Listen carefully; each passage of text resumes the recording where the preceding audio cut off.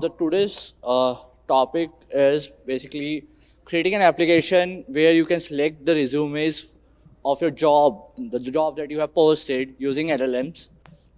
So why I've chosen this topic? Basically, I've like recently faced this problem.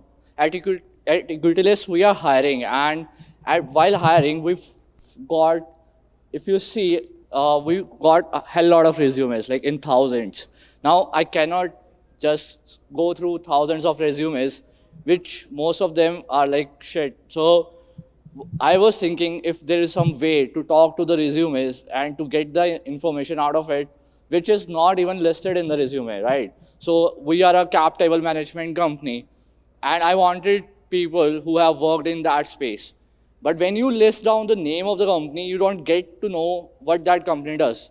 But ChatGPT knows, right? The GPT knows about it. So what I thought, okay, and another problem is if you see there was this news article that a manager fired a whole HR team because their system was automatically rejecting the resumes. So this is the problem space, I think, which is still unsolved. If you have ever posted a job description on the Well Found or any other job portal, you must have faced this problem that you get a lot of entries, right, for your job description. So the solution that I thought of making is I want a way to chat with the resumes. I want to have queries like, give me the resumes who have worked with hardware, or give me the people who have 5+ years of experience in Ruby, or any questions like that, right? So what I did to solve this problem, basically first parse the resume, get the data out of it, send it to GPT, and ask it to return the response in a JSON format. So let me show you that. If I show you the prompt first.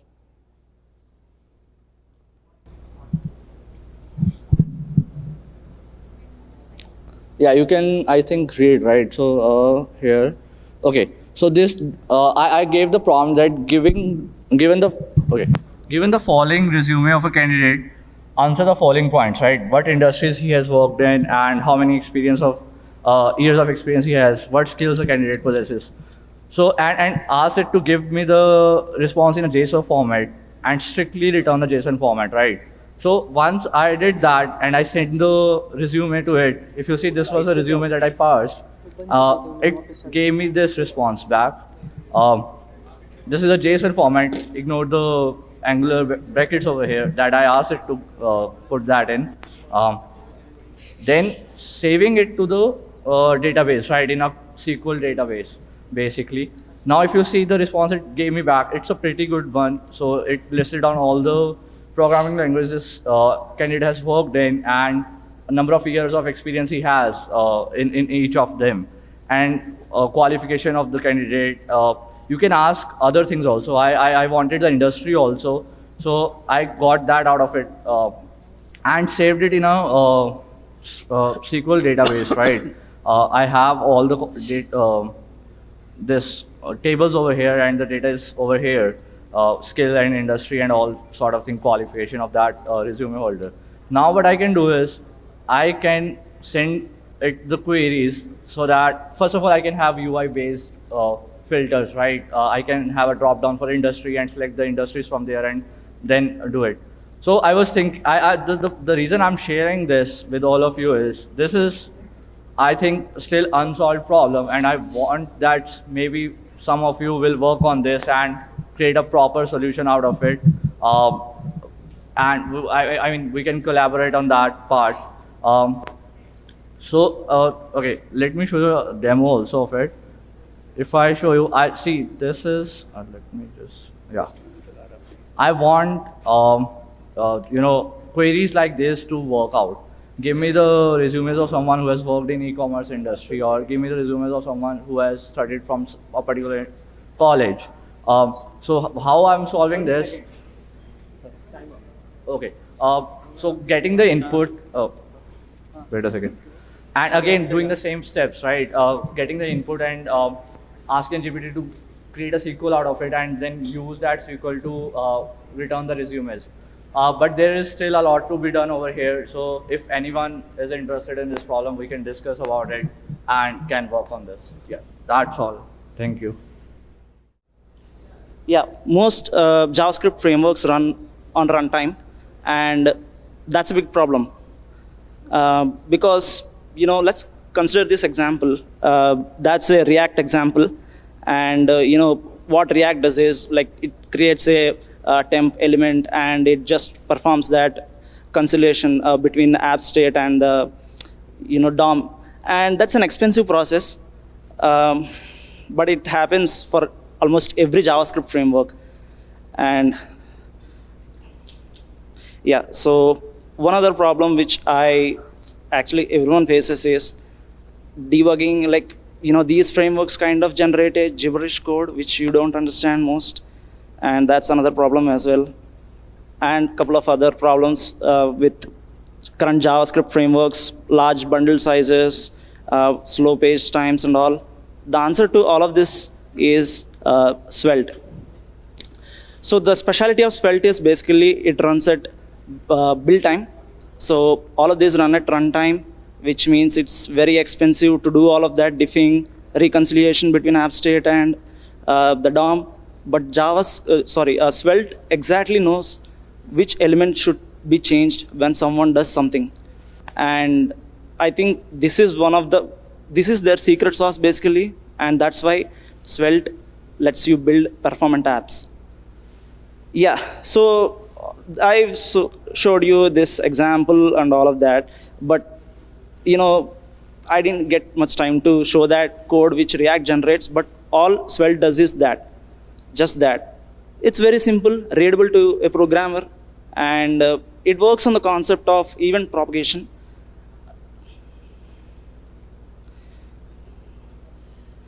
What the hell?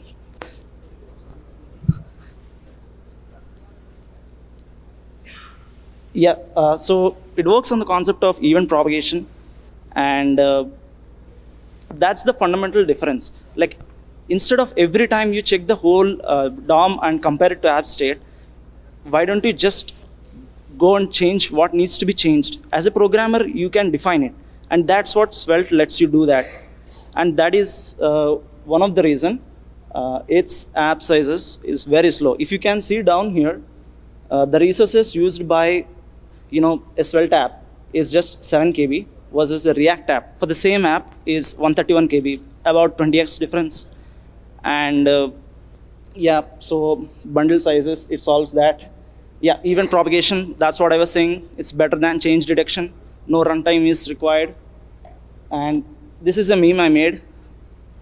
My inspiration, didn't search anywhere. And as a beginner, I used to think, yeah, event listeners, when something clicks, something happens. That's what I think. You have all of this added complexity of change detection, DOM diffing. You can add more stuff like React fibers, RxJS, all of that stuff. And yeah, this is very well known. So to summarize, this is what Svelte offers. No virtual DOMs, nothing. And I personally like the second one. Everything is in a single file. That's a acquired taste for me. I don't want to go look into 10 files, 10 components to see where exactly do I need to change. I didn't work on Java, by the way. It's React. One other important tenet of Svelte is simplicity. We looked at performance. Simplicity is very fundamental to this. There are two kinds of simplicity which I read about in Svelte. One is syntax, other is reactivity system. Reactivity system is quite complex. I'm not going to get into it here. But syntax-wise, that just does it. I can share you that later.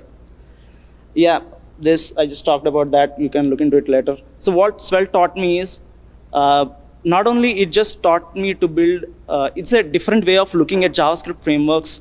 And I learned a lot about Webpacks, everything basically. So what takeaway I want people to take away is that learn Svelte. You learn a lot about web system, ecosystem as a whole. Hi everyone, I'm Abhay and I'm a software engineer at Big Binary, and today I'm going to take a brief flash talk on how easy it is to read the Ruby AST, and I'll also show you a simple example of how to create a RubyConf rule using the Ruby AST. So yes, let's go ahead with a small piece of code. So I'll be using this piece of code all the time. You won't be seeing this, so it will be happening behind the scenes. So here I am using the RubyConf gem. So within RubyConf AST is a wrapper around the parser gem. So the parser gem is essentially like a simplified approach of showing the Ruby AST syntax, and RubyConf has a wrapper around it which will add a lot of classes that are useful from the RubyConf perspective.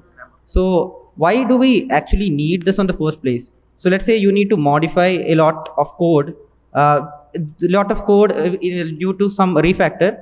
Instead of a manual change, you can use RubyConf. So if you are familiar with the JavaScript environment, it might be ESLint, and to do the same, you would be using a JS code shift. So yeah, let's directly go to the demo. So I think that will be the easiest way to do it.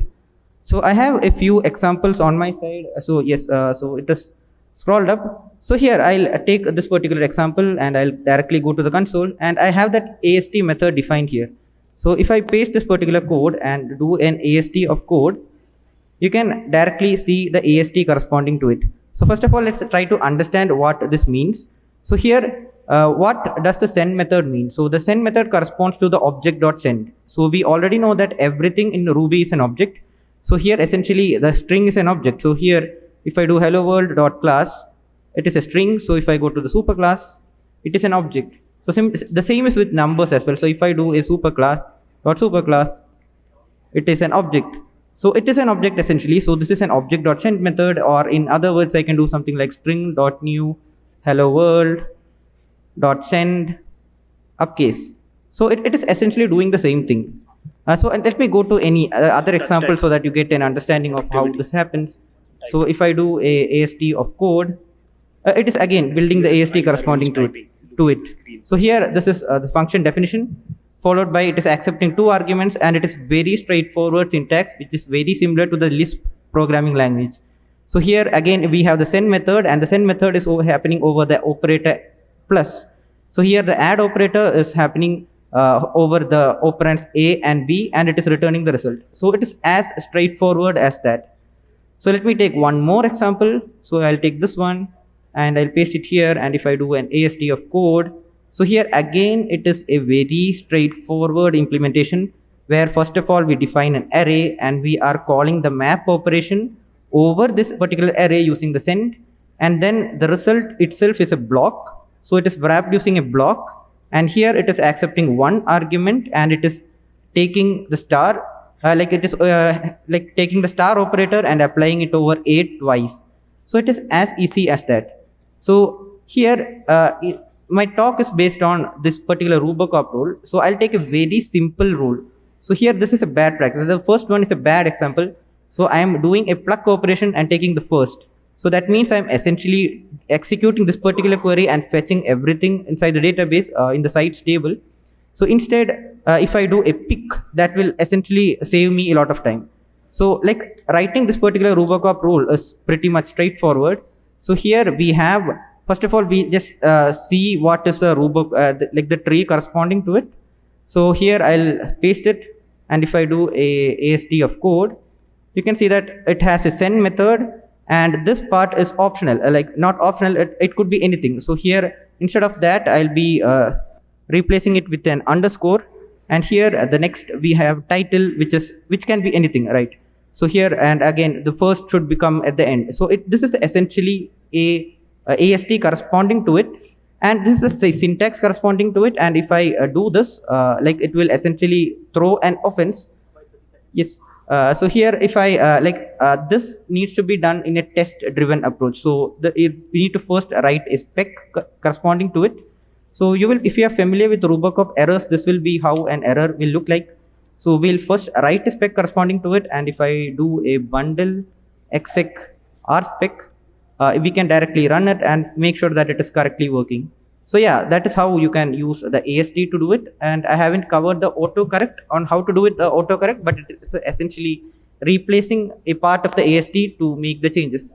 So yeah, that concludes everything. Yeah, thank you.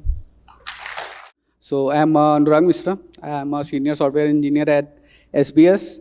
So I have 5 years of experience in Ruby on Rails. I'm also a chess player, and recently I won the SBS Mini Olympic, which is an intra-company tournament, which hosted by SBS. So I have won the gold medal on it.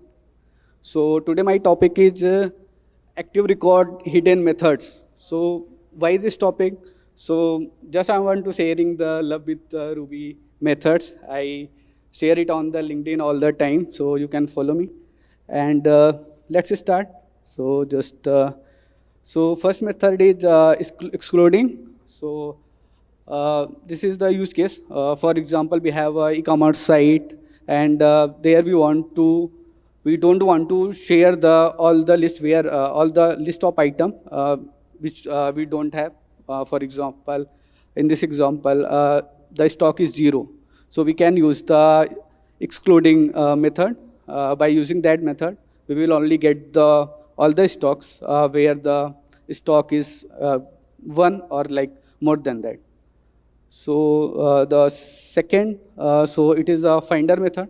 So for example, we want to find a runner-up for any event. For example, we have a tournament. So I want a runner-up because we have a dot first in active record, but for second, we have very less for that. So in Rails, we have a dot second method. So we can use that method, and it will use the limit one and offset one for that in the background, but in the front end, we can use the just model name dot second, so it will fetch the second record for us. And same as the for the second, it is for the second, third, fourth. You can do up to 5. And next we can find the last second object or last third, last fourth, last 5. So we have a same method for it. So it is second to last, third to last, and till 5th. So we can use that. And this is the how it method is implemented in the Rails. So you can see it, and you can easily find in the Rails, Ruby on Rails GitHub. So yeah, you can see that there. And the third is the callback. So we have the update column method. So for example, we have to do data migration from one database to another database, and we don't want to we want to same timestamp what we have in the previous database. And second, we want the we don't want to call any callbacks or other things because we have all the things we have done in the previous database. So we can use the update columns method. So by using that method, it will skip all the callbacks, it will skip all the validations, and it will direct save the record in the database.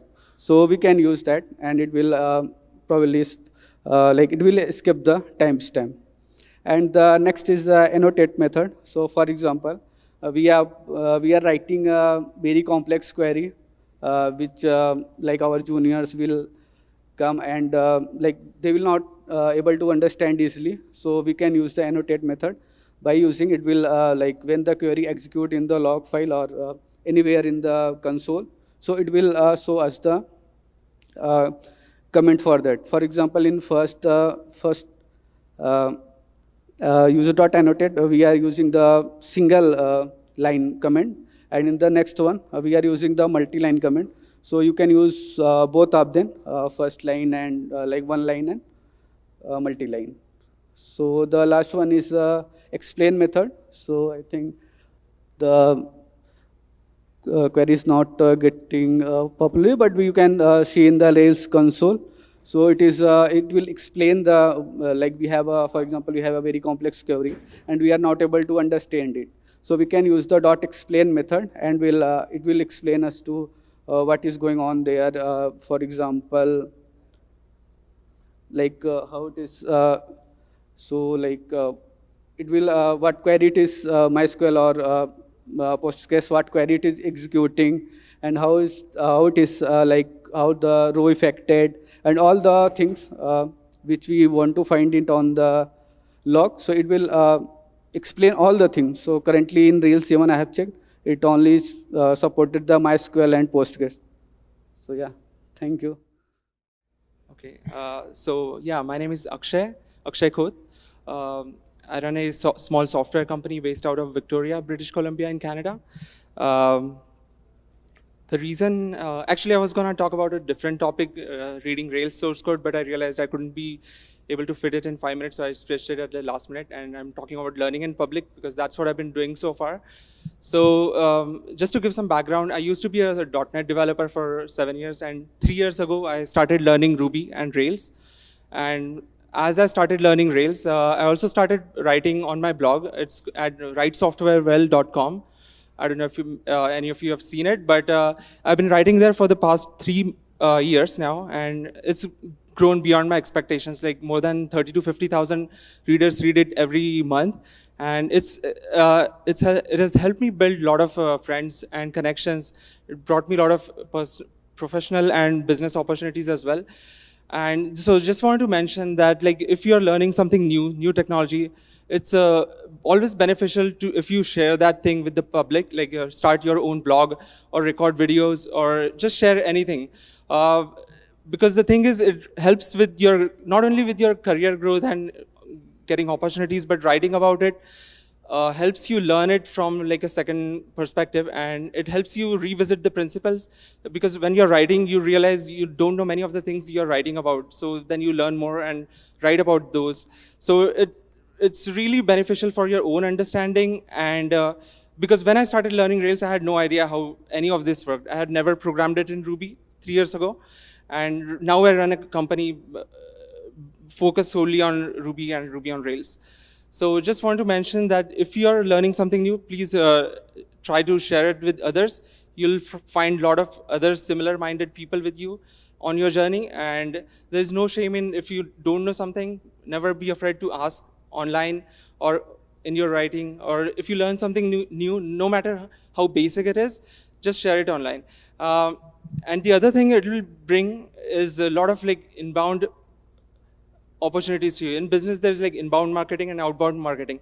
As developers, you might be reaching out to companies to, so they hire you for your job. That's like outbound. You're reaching out to companies. What having a public profile does is it will get you inbound opportunities. Like since starting my company, I've worked with half a dozen clients. I haven't had to reach out to a single client so far. Like all the clients reached out to me from my blog, and I have had no other public presence other than my writing online. That's it. It's my first public talk in many years. It's the first conference I'm attending. So don't think that you have to be some like big brand or celebrity to get out in the job market or anything that you want to do. Even if you start a small blog thinking no one will read it, like when I started my blog, I used to think like if like 5 people read it that month, that would be a huge win. And now 50,000 people read it, like it's mind-blowing, and you never know where it will take you. And there is something called like increasing your surface area of your luck, and writing and sharing online will definitely increase your luck surface area. And you'll never know what opportunities it will bring out to you. And my blog helped me find my first job as a Ruby on Rails developer. When I started learning Ruby, I loved it so much. I left my C#.NET job. I had no job in hand, and I took 3 months off to just learn Ruby and Rails, and then started applying for jobs.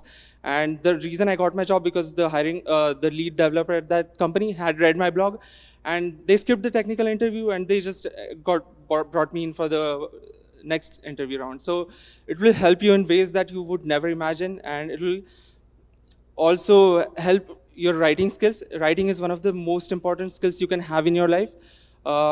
You will realize that you don't, your thinking process improves as you write more things.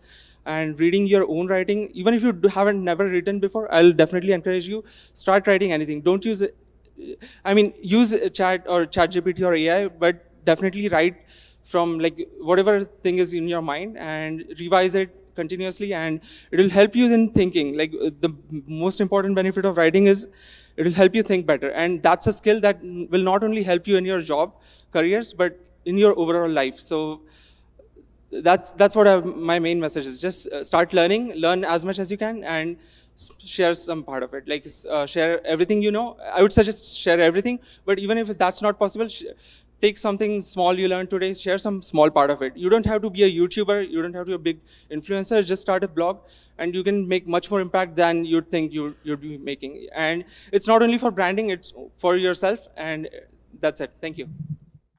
Hi everyone, this is Pankaj. So basically, this is not a code-based presentation; it's a no-code presentation. So okay.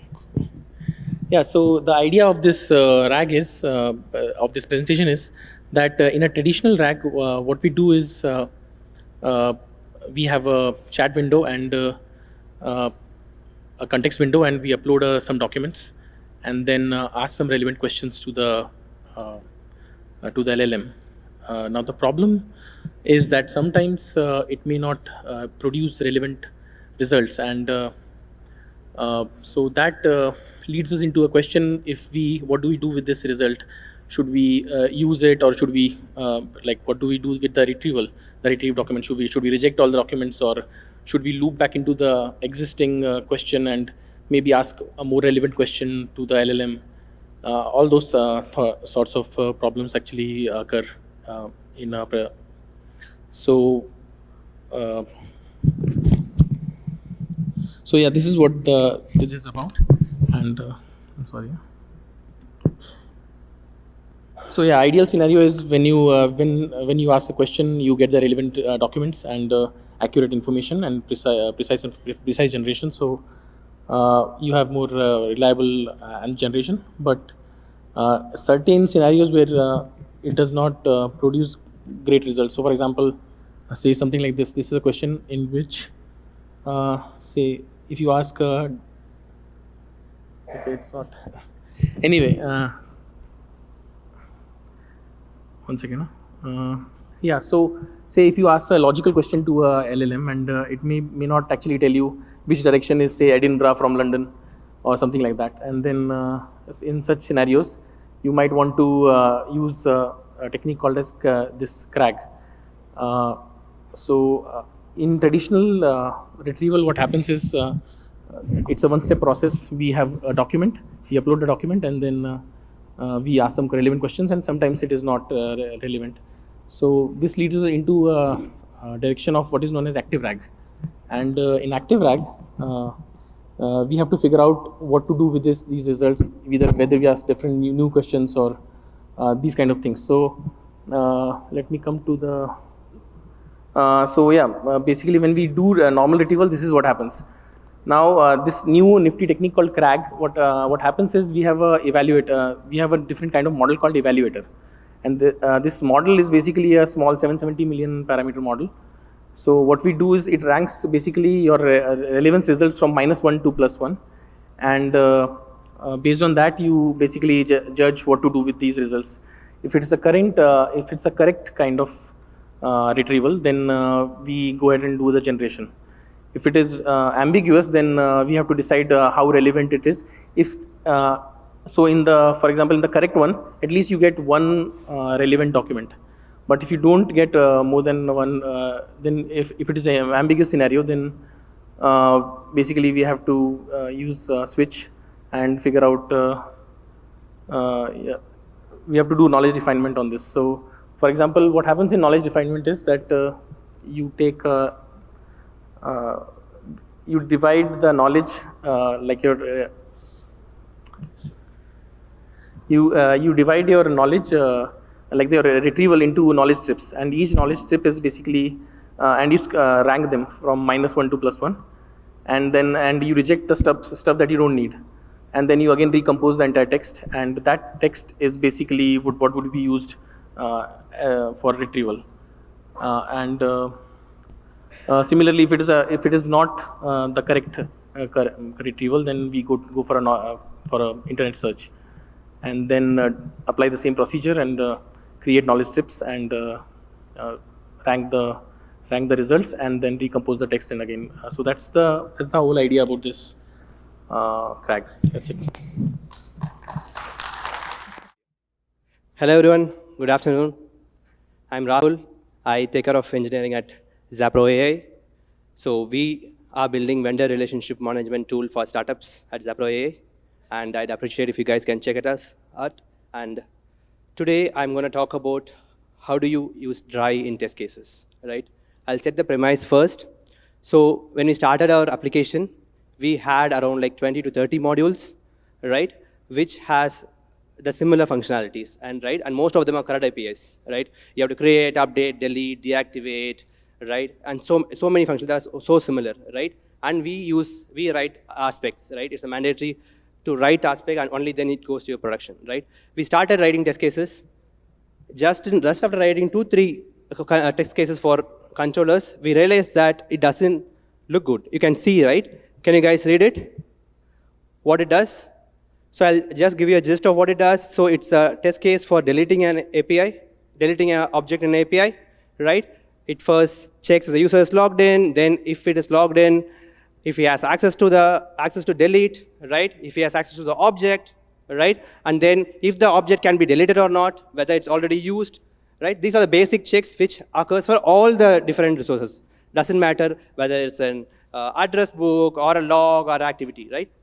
So what we realize is any change to this dependencies, right? The authorization, authentication, I'll have to go touch each of the files that I have written the aspect. And what you see is only a part of the file, right? The test case for this file is almost 300, 500 lines of code, right? So this didn't look like a Rails way, right? It more resembled like a Bangalore traffic, right? Messed up code. So enter shared examples.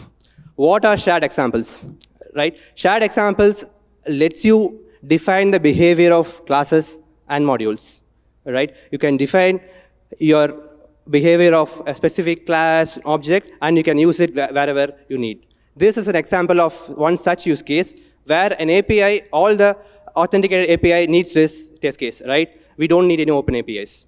So what it does is it just signs out the user and hits the API path, right? And it gives out it checks whether it's giving out 401. That's all it does, right? Now, by splitting out these logic out and having separate shared examples for each of the functionalities, which does one single thing, right? Like how SRP rule says, this messy code becomes like this, right? This is again a similar delete of an address book. You can see that all the basic checks are done in the simple way in a single line. That's more like Rails way, right? Now, you can see that it is not just the dependencies like authentication, authorization, it's also about the functionalities that are similar. If you see this for an example, any object where you have an API that deletes an object, you can use this resource. You need not write the test case again and again. It tests whether that object has been deleted, the response is success, and also goes and checks whether it is soft deleted or not, right? So how it helps, right? If you want to change any logic in the main file like authorization, authentication, you just go and change in one place, it starts affecting everywhere else, right?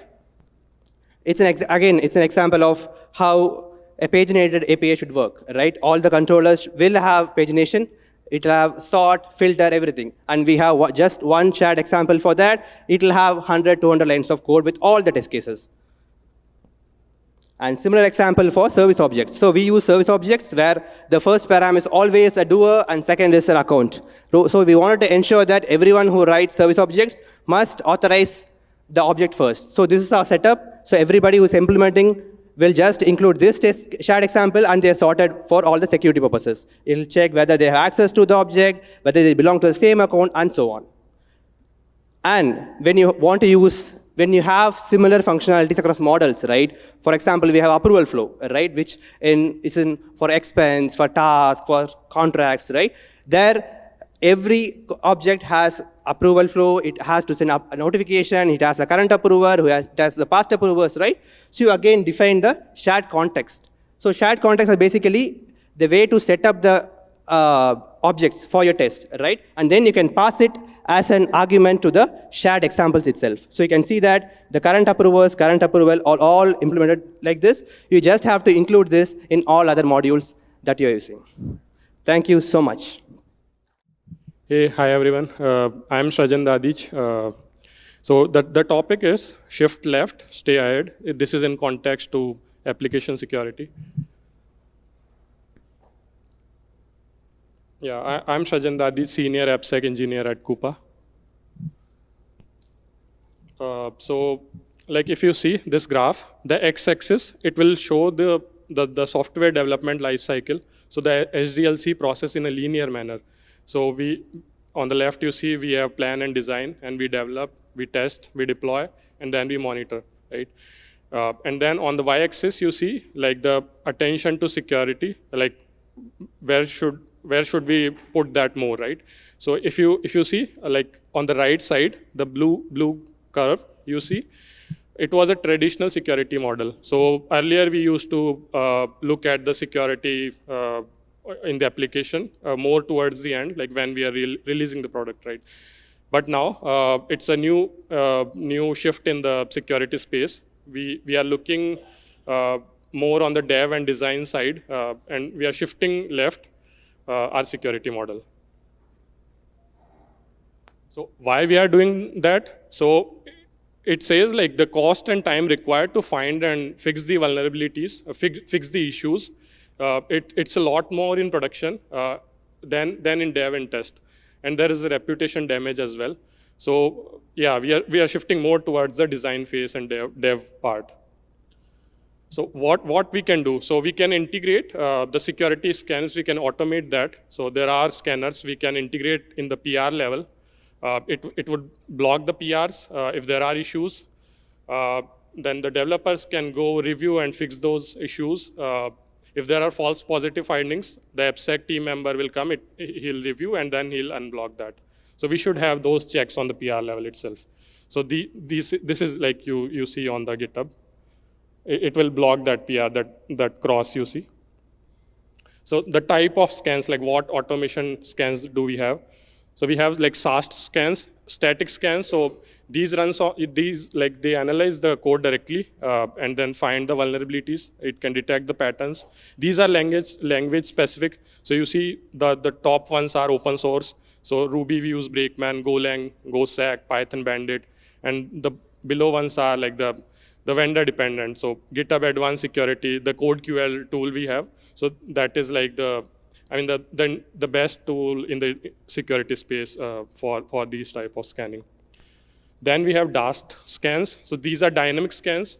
Basically, it runs on the running application. So you have the application, you hit it with a lot of requests, and based on the response, you determine like what issues it could have. So it's also known as black box testing, and this is language independent. The tools, Qualys, WAS is one, and then Burp Suite. There are other vendor tools as well. Then secret scanning. So we should never put the sensitive data in the code directly, API key, password, tokens. This is the worst thing anyone could do because like it will remain in the history, commit history. You will never get rid of that. So never ever put these things. The open source tools, GitLeaks, Truffalog, Git secrets are there. So use those. Those can detect the patterns and the API keys it can detect, and it can block the PRs. Pre-commit hooks, you can install these hooks in the local environment. So there are like pre-commit and then pre-push hooks.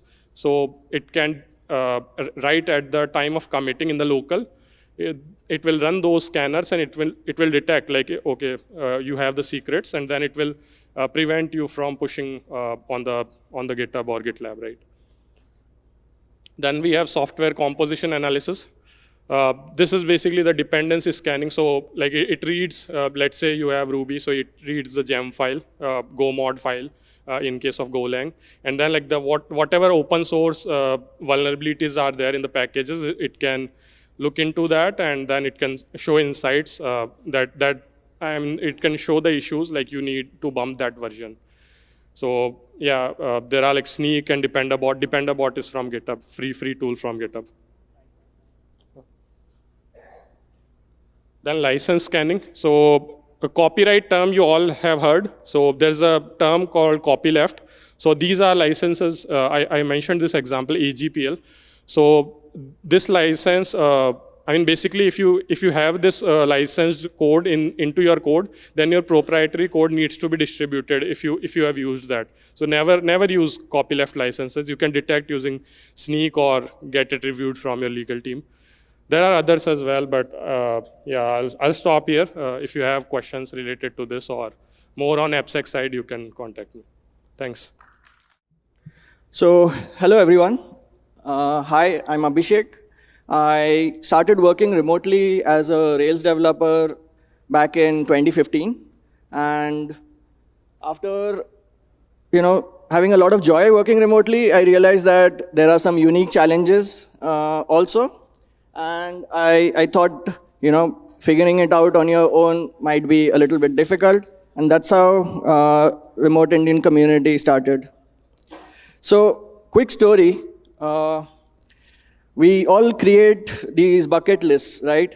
And in my bucket list, back in 2010, when I created it, I wanted to run a half marathon. And can you guess, how many half marathons I have completed by 2013? None. So, in 2013, after struggling on my own, I discovered this community called Pune Running, and this is a photo of an early morning run. So they helped me figure out, okay, if you want to run a half marathon, you have to slowly level up. You can't just begin by running 10 kilometers, you have to start from 3 kilometers. So there was an 8-week plan. We did strength training exercises. So you can imagine, right? Running a marathon isn't a big deal. And we went to Hyderabad as a group, where that was a real achievement for me. So I think remote working is similar to running a marathon. You are on your own, and I'm sure people who are working remotely will relate to some of these questions which are there, that how do I file my taxes? There's no TDS here. There's no HR department who can take care of these issues. Do I need to file GST? If you have a foreign client, how do I get paid in USD? And also, if you want to, work from a foreign country for an extended period of time, there are, limitations which are there. And of course, the lack of human connection, right? Especially if you're like me, who's working from Jamshedpur. So these are some screenshots, actual screenshots from the Slack community. So Ashwin here, he was working at Remo, and he put out a post saying that, hey, there's a list of openings, and if somebody wants a referral, they can DM me. And if you notice, a lot of these companies who hire remotely, these companies are smaller in sizes, so they don't have a lot of budget for hiring a recruiter or things like that. They try to hire from their own, circles. So that's one benefit. Second, here, Amit was, thinking about buying a desktop, and he discovered that, hey, all-in-one PCs aren't that, exciting. So if I want to assemble my own PC, how do I go about it? And then there were other members who shared a lot of resources. And of course, finances, man, where do I start? How do I get a home loan as a remote employee? Or what's the deal with health insurance? So stuff like that. So at this stage, we are 5,000 people strong in this community. So this is all of people who are working remotely. And I would say this has grown mostly because of the pandemic, I would say. Word of mouth, obviously. People, if you ask folks who are already part of this community, they vouch for this community because that has helped them somewhere in their journey. And yep, I would like to end this talk by sharing some trade-offs here. Yesterday, we were talking about that with great power comes great responsibility. I just want to inverse that, saying that, hey, if you want something which is rare and valuable, you have to also, offer something in return. So that's where try to, keep that in mind. Just aiming for a remote lifestyle isn't going to work out. So yeah, that's me. If you want, you can check out and sign up on the website. Thank you, everyone. Hi everyone, I am Govind. I work in Kuba Software as a SJ from last 2.5 years. And today I'm gonna talk about importance of designing a scalable automation framework. And we'll take an example also to understand it.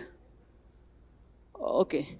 So as we focus a lot on designing any feature, we have design documents, we have multiple reviews, and once it is approved, then only it gets into the coding. But do we have the same procedure for designing automation frameworks? Maybe not. So the reason could be like QEs might not have enough time to pay attention and design a framework, or they might lack the knowledge. But starting, it could seem easy at the starting, but as the framework grows, it could create a lot of issues, and it would be a nightmare to maintain that framework. So let's take an example. Let's say I'm designing a API framework which would test the APIs of an app. So I would have an app repository, a test repository, a seeding file, cause we need some data to do the API calls. Let's say I want to get something, and I need to have something in my DB. And then there would be spec files and helper files. So here is an example of an seeding file. Here I am creating an item and a supplier, and I am using those items and suppliers to create requisition. And I'm checking if the requisition is created or not. So right now it might seem pretty easy, like what's problem here? But as the framework grows and multiple teams adopt that framework, it could create a lot of problems. Only a seed file could create a lot of problems. And it would be like this. When multiple teams adopt that framework, a seed file might grow up to 2,000, 3,000 lines. And what problems it would create, let's see. Execution time. So we need to run that seed file, and that seed file might only take half an hour to run, because it has all the code from all the teams, and it would grow up to like 2,000, 3,000 lines. And also another problem is that if any validation error or any error occurs at line number 2000, then we'll have to drop the DB and create data again. And to run one spec file, it's a lot of time. Also, there would be data dependencies in the seeding file. Also, the API tests would be interdependent on other teams' data, and it could create a lot of issues. So for example, here some team might have added item which is been used by other teams' specs. And if there is any change someone want to do in that creation of item, then it might result in impacting a lot of test cases from another teams. Inconsistency. So tests might fail and they would be inconsistent. Debugging, it would create a lot of debugging challenges. We won't be able to run specs parallelly, as let's say one API spec is deleting some data, and there is a dependency of another spec which is being used that data. So it might result in failure of those specs. And it's hard to maintain and also understand for a new user. So how this could be designed to, this seed file could be designed to have, to remove these issues. We could have just added one common seed file which would have all the data which is being used by all the teams, and some guidelines to change that seed file. And then each team can add their own files, seeding files, and they should be maintained by their team, and other teams should not change them. Yeah. So what are the key takeaways from this? We should prioritize designing of automation framework. We should continually review it and refine it. We should allocate a specific time in the sprint. we should modularize those frameworks, and most importantly, we should have guidelines to use that framework. Yeah. Thank you. So firstly, nothing related to technical, and also no slides as well. So firstly, I want to thank the Ruby and the Ruby community by just telling my journey of how I started being a Ruby programmer. So I let me give you a little bit of a background about me. So I graduated in the year 2011, and I was like totally confused, like whether to choose Ruby, whether to Ruby is not even in the picture.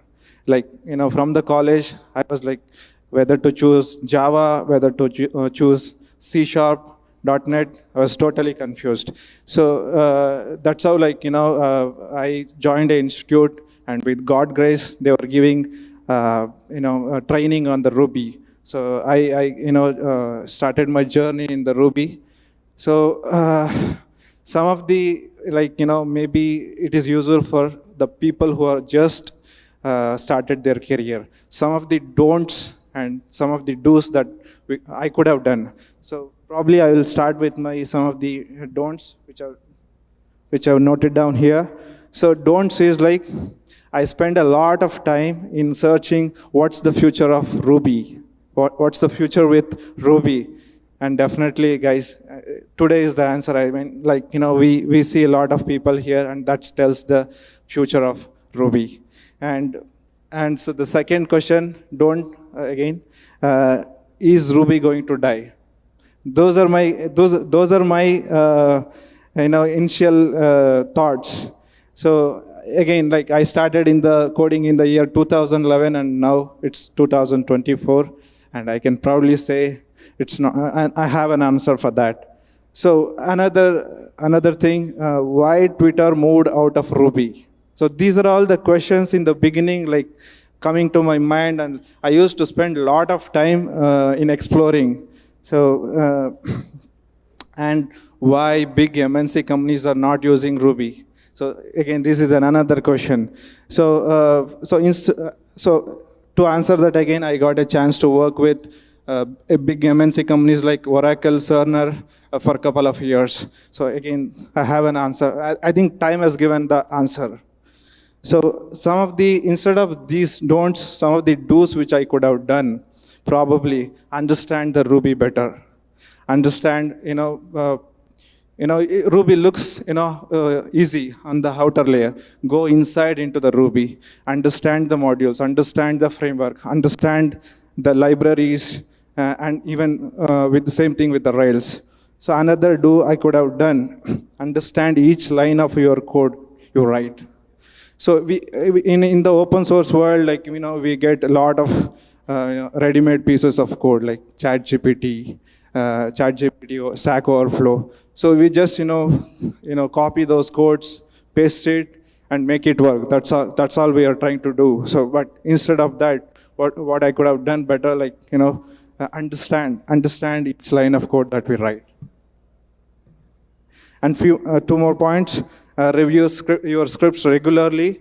Today I write some code, just maybe a few days later come back and review your code, and definitely there will be a way to improvise it. And innovation and quality, these are two broad topics. Innovation, maybe to touch up. So think from the user point of view, what can be delivered better? How can we optimize their time? So from that point of time, from that perspective, we need to think the innovation and quality. So far, overall, I would say my journey with Ruby is fantastic. It started with confusion. Now it is going in the clarity and the right direction. Thanks for the Ruby and Ruby community.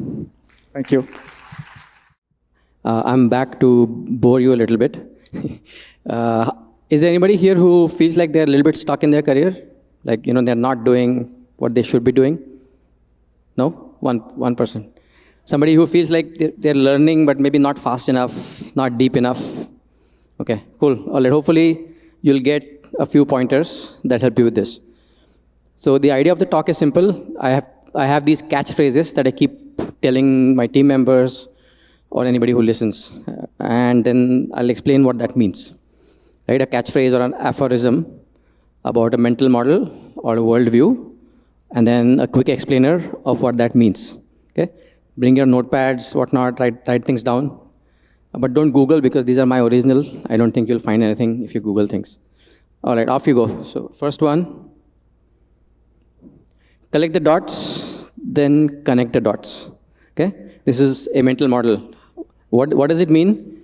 It means you consume voraciously, consume tastefully, read a lot, do a lot of things. But that doesn't mean you'll connect the dots at the time that you're collecting the dots, right? So you keep reading things, you keep reading blog, books, whatnot. One day something happens and it all just clicks in place. Anybody experience this? You read something somewhere and then suddenly it clicked in place, right? One example is, let's say you know about load balancers, reverse proxies, unicorn, whatever, server configuration. You know about these things, you do a couple of things. But one day there's a production outage. You work on the production outage, you fix a production issue, and then you just understand how the whole thing works, right? So to connect those dots, you need to first collect the dots. No dots, no connect.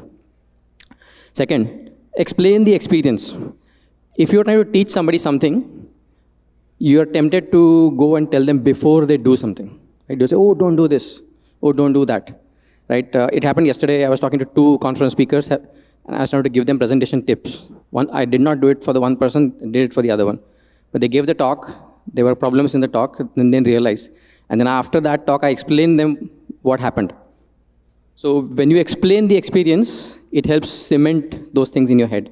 Let people experience, let people build a mental model first, then you explain it. This tip applies in parenting as well. You want to tell something to your kid, let them do it first, experience it first, then you explain what just happened. Right? Sometimes you're trying to teach, but you don't want to try telling everything beforehand. Next, encoding, consolidation, retrieval. This is a little bit technical. This is how learning happens in our brains.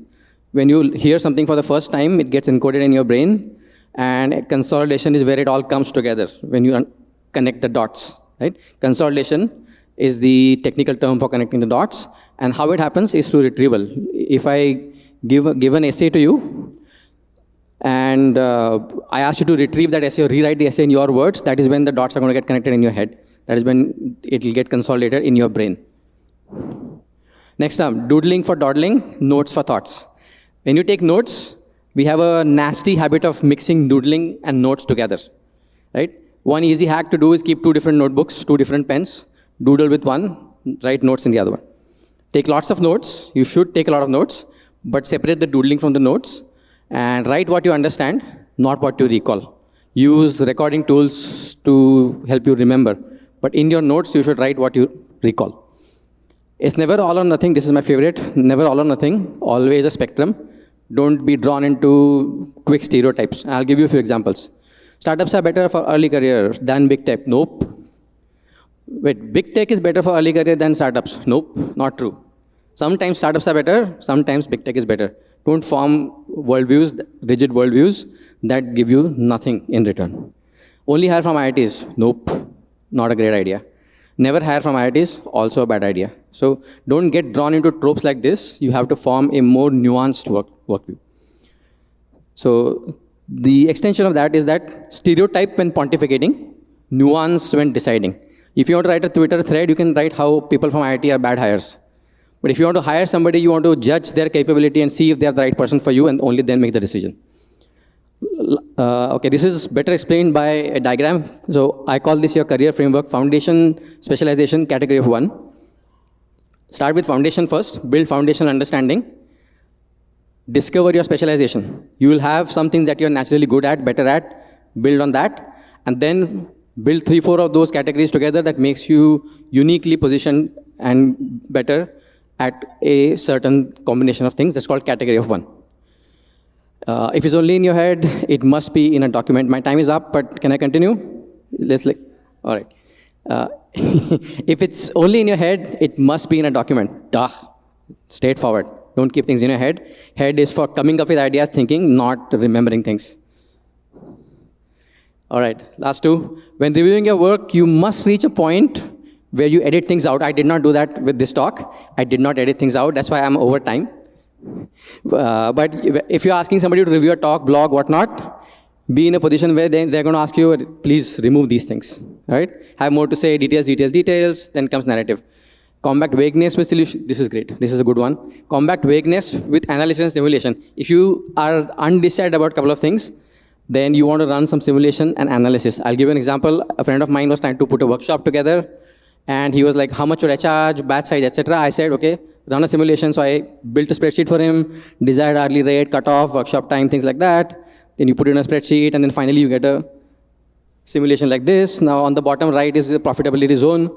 Now he knows how much to charge, how many iterations to do, things like that.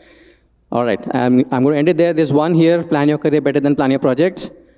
Come and talk to me about it offline. Thank you.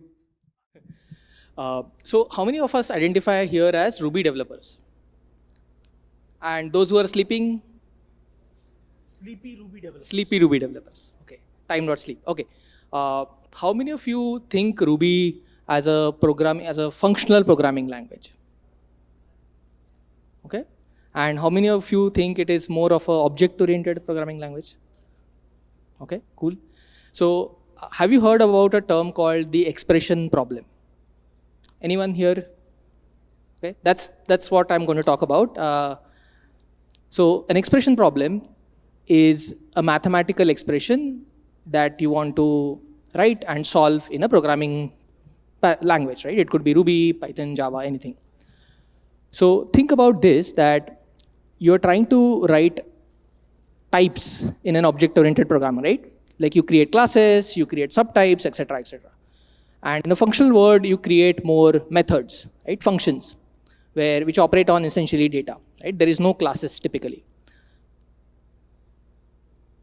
Now the constraint, let's say, is that you have to write programs that are extensible in 2 dimensions. One dimension is a type dimension where you can easily add new types without modifying the existing program. And the second dimension is you want to add more behavior without having to, again, modify the existing program. That means, for example, in your Git diff, you should only see green, right? You should only see new additions. You don't want to see reds in your Git diff. If you see red, then that means you are modifying some code, you're deleting something. If you have this constraint, what you'll realize is that object-oriented programming is good at adding new types much more easily. And functional programming is typically good at adding new behaviors easily. Well, maybe a quick example, and you should probably read about expression problem and when to use FP versus OOP, etc. But like a quick example in the interest of time, imagine you are running a toy store, right? You are in a toy store. There is various types of toys. There is cars, there is action figures, there is dolls, there is whatever, Legos, etc. And each of these toys is basically a class, right? And it has different behaviors. For example, you can wrap a toy, you can sell it, you can repair it, you can break it, things like that. These are all behaviors, right? So if your goal is to run the toy store effectively, efficiently, you would want to add new toys without having to modify existing toys. You want to be able to add new behaviors to toys without having to, again, modify existing toys, right? So if we think toys as classes and as in object-oriented programming, you would be able to do that much more easily, to add a new toy. Because you can define all the behaviors for that toy and then just a new class that is added. If you're doing a functional programming, then adding a new behavior of a toy, because behaviors are implemented as first class, right? So that will be easier. So it is not about object-oriented versus functional. It's about what axis you want to optimize for when you are in your domain. Like some domains might be more type heavy. Like there is a type hierarchy. In that case, object-oriented kind of makes more sense. In some domains, there could be more behavior, dynamic behavior you want to add. So in that case, functional programming kind of makes more sense. So read about the expression problem. I hope you have appreciation for learning both OOP and FP in any of the programming languages that you use. Thank you. Hi guys, hope you can hear me loud and clear. This is Ajinkya Karanjikar from Josh. You must have seen me in the Josh ka booth. If you're not, then it means you are really paying attention to the talks. So yeah, today I'm here to talk about your toothpaste. And I have a very important question to ask. क्या आपके toothpaste में नमक है? हाँ या ना? You remember the girl, used to came in the advertisement, दीवार तोड़ के अंदर with the mic and asking, क्या आपके टूथपेस्ट में नमक है? Right? So today we have a modernized version of this question. क्या आपके सॉफ्टवेयर में AI है? So now this can be a very dumb, funny, tricky question for us, but believe me, for startup, this is damn important question. They are like, it's a pain in their ABCD. So now, there is an answer to this question. And that's what I'm expecting you to find out in this talk. So moving ahead. So earlier days, before ChatGPT, OpenAI, and other sorts of AI tools that we all are using nowadays to do half the work that we are doing nowadays, earlier, this is what the portrayals of AI were like. A dumb, shitty robots doing the stuff, not in the way they were supposed to do the stuff, right? Then we had these versions, humanoid robots, solving Rubik's Cube, finding how many cars on the road for traffic congestion management and everything. But this is what scientists were doing, right? What we were thinking of AI was this. Movies, robots, humanized, killing stuff. Now look at this. This is the Terminator. You must have watched the Terminator movie, right? You must have seen this guy.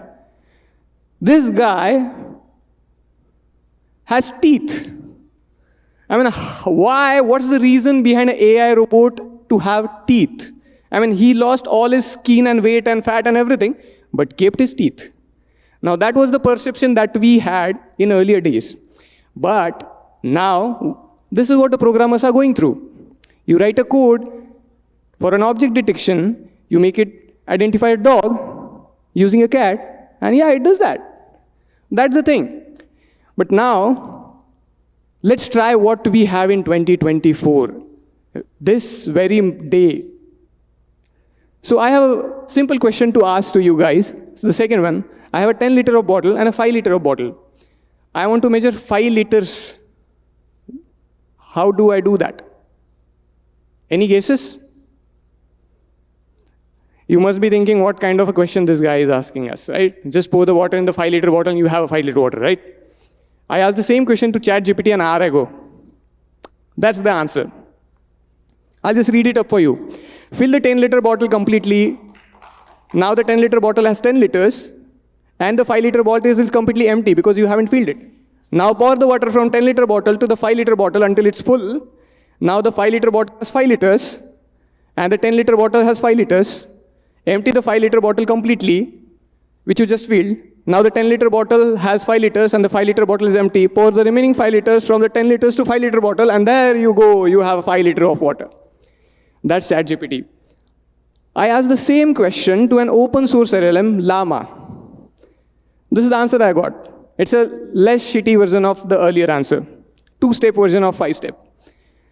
But now, if the question is, क्या आपके software में AI है? And if you say yes, and if AI looks like this, do you still want to say yes? But then what's the conclusion? I think AI today is about telling us what to do, what not to do, how to use the AI, what are the ways to use the AI, and what are the things that AI should not be used for, which is very important. So with this question, I hope you got the answer to the very first question I asked you. क्या आपके software में AI है? Thanks. Thanks a lot. Hi everyone. My name is Iram and I work as a senior technical consultant at Rails Factory. So today I'm going to talk about Rails upgrade in action. Don't worry, I'm not going to upgrade Rails here. Just a little bit of a step back from what we do. So let's start.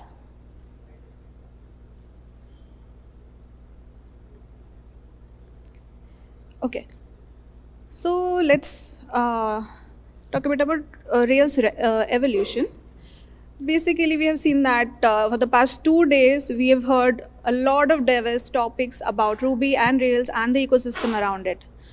So we know that it's an ever-growing community, and Ruby and Rails have always provided us with consistent focused on tools and libraries, and it has always improved efficiency as well as have worked on scalability and have adapted to ongoing trends. So okay, that's what we know about Ruby and Rails community. But now, the real question, what are we doing in our day-to-day life? So I'm sure you must have come across enterprises asking for upgrades. So what do enterprises want? They just want applications that should be seamless and secure. And for that, what do we need? So for that, we are going to need to keep on upgrading and be updated with the latest versions of Ruby as well as Rails. So we had an intense talk in the morning about Rails upgrade. So I'm not going to go on that route, but let's take a step backward. We are going to go to step 1. When you have got an application or applications and you're asked to upgrade a Ruby on Rails application, so after you are done with the prerequisites, your first step would usually be to check on the gem file, the gems, and start finding the dependencies, identifying them, the incompatibilities, and the vulnerabilities. And that definitely takes a lot of time. So I'll give you my example. I had recently worked on a product which had about 170 gems and 1200 plus lines of gemfile.log. Now, when you want to first look at it, I went the manual way. So I went to the official documentations, searched for my desired Rails version, the stable version that the gem file was providing, and did the checks and everything. So you got to do what you got to do. But then that took about more than a week for me. So next time, so I was just trying to look for something that could, ease the stress of this thing. Because if you have such big files, gem files, it's kind of stressful and time consuming. So I tried this. That's an upgrade estimator. So basically you put your desired version here, and put your log file here. That's what I did, and then generated a report. So now, after this generated the report, this told me that I have these many outdated gems, these many compatible gems, these many incompatible gems.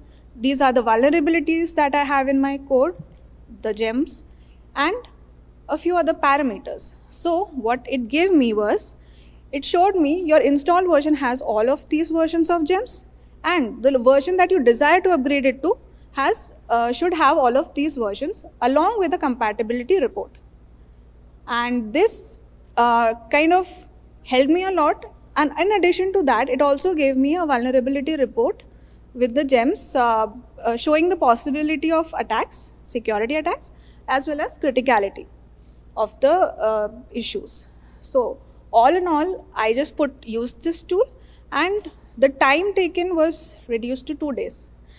Now, did it solve all my problems? No, not really. But did it ease it? Yeah, definitely. And so this Rails Up is the name of this product that I used.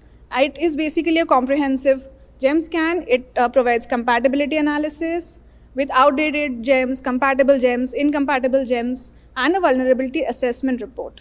So basically, it gives you an overview of your gem-based changes that you would require in your upgrade. And it is kind of a quick first step that you can take while upgrading your Rails application. Yep, that's all about it. And if you like to, you may check it out here or on the website. And since it's just a nascent stage, we'd really appreciate if you could use it and give more feedback on it. Yeah, that's about my talk. Thank you. Hi everyone, I'm Nayan Bhalerao. I worked at Betacraft as a software developer. This one. Thank you. So today I'll be talking about 5 Ruby methods you might not know about. So the first one is enumerable chunk. So this method is the chunk method. What it does exactly? So suppose we have a data set and we want to apply some logic on, and we want to see the data patterns that are present in that particular data set. In that case, we can use this particular method. So why this method is cool? Because it simplifies breaking data into logical groups without manually iterating over them. So for that reason, we can use this method. The second one, the second method is a tab method. Most of you might have already used it. So this method can be very helpful when we want to log. Like suppose we have multiple methods in that are grouped together in method chaining. So suppose we want to log one of those methods, then like if we want to log the outcome of one of those methods, then in that case to do that, we can use the tab method. So what it really does is it yields an object to a block and then returns the object itself. We will not lose anything in that method chaining. Why this method is cool? Because it helps insert the debugging code without breaking the method chains. So the next one is array search. So as the name suggests, this method does the binary search on a sorted array and to quickly find an element based on a given condition. So similar we can see in the example as well. You can see in the example only that why this method is cool, because it's much faster than linear search for sorted arrays. Next, when we can use it when searching for values in large sorted arrays. The next method also you might have already used, but the dig method. This method we use when we are dealing with deeply nested hashes. There can be arrays as well. Why we can use this method? Suppose we have deeply nested array and we want to retrieve some value and we want to avoid some nil errors or the key missing errors. Then in that case we can use this method. So what it does is it safely retrieves values from deeply nested hashes without raising errors if the key is missing. Similar, we can see an example here. Then this method is cool because it eliminates the need of manual nil checks when accessing the nested data. The next one, last but not the least, object space. If you have not already used this method, please give it a try. This method allows the interaction with all the objects managed by Ruby's garbage collector. So if you hit this method, it will count all the objects of a specific class. Hello? Okay. It will count all the objects of that specific class. In the example, I have taken the string class and whatever, like how many objects that are present in our code related to the string, whether they are used or unused, it will give the count. Why this method is cool? Because when you hit this method, it gives a peek into Ruby's memory space and letting you know and inspect the life cycle of that object. Suppose you can use it for debugging the memory issues. Suppose there are objects that are not actually in use, so you can check those logs and do something about those unused objects which might be affecting the performance of the operation. So That's it. Thank you. Hello everyone. So my name is Akshay Kumar Chakarkota. So I am a software engineer from QSC. So today I'm going to talk about integrating Azure Blob Storage with Active Storage. So many have been used Amazon AWS. So I just thought I will do something different. So in this blob storage, we can store different type of images, documents, video files, and everything. So before starting this, I just want to give a note. So in this blog, in this tutorial, I will be using the Azure Storage Blob Gem, so which Rails Guides officially supports it, but Microsoft doesn't no longer supports it. So if you have a Microsoft Azure account, then it's well and good, just sign up. Or if you don't have, then you can just create a new account. So once you sign up, you will get a 1 month free trial and you get a $200 credit. So it will look like this homepage. So after sign up, so you just need to go and you can search the storage account service. So once you search that service, you will able to see this form. So in this form, there are few things. So one is the subscription. So if you are a new account, then the subscription will be auto-selected as a free. And if you already have any subscriptions, which are paid one, then you can select it. And another one is resource group. So in the resource group, you can group it, or what all resources with you want to group it. And another is name. So name should be a unique name throughout the Azure account storage, which we need to add it in our projects. In storage, in the next step, I will tell you. So another one is like it's a region. So in which region you want to deploy it, and in the privacy, there you need to select Azure Blob Storage, where and the rest of the settings like advanced networking, all these things you can keep as a default settings. And once you go the review plus create, then it will take some time to deploy, and once they get deployed, you will see them page like this, screen like this. And after this, so you can go to the left navbar, you can search data plus storage. In this, we have 4 types of data storage objects, so which Azure gives. So one is the blobs, and another is the files, and queues, and tables. So today I'm going to talk about blobs only. So you need to first go in this container to create that.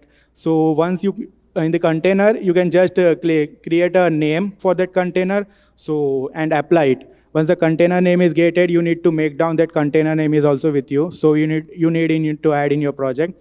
So the next step is just create a simple Ruby on Rails app. It's just Rails new block storage, and use CSS as a tailwind. So it will just create a Ruby on Rails application with SQLite database and the tailwind CSS.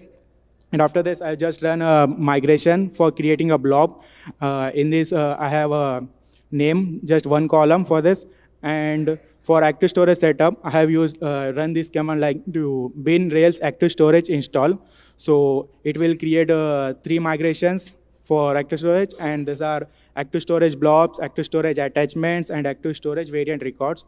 So I'm not going into the details. We can read it there in the blog. So after that, we can just controller and just a Rails generate controller, and it's just since I don't have time, so I'm just going to.